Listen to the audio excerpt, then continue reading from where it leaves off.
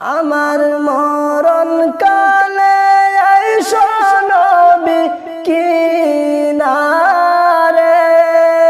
আমার মরণ কালে আইসো নবী কিনারে। ও প্রাণের হাবিবি গো, আমি নয়ন জুড়াই দেখিব শুধু তোমারে, আমি নয়ন জুড়াই দেখিব শুধু তোমারে। আমায় যখন রাখা হবে অন্ধকার কবরে, আমায় তোমার গোলাম বলে নিয় আপন করে।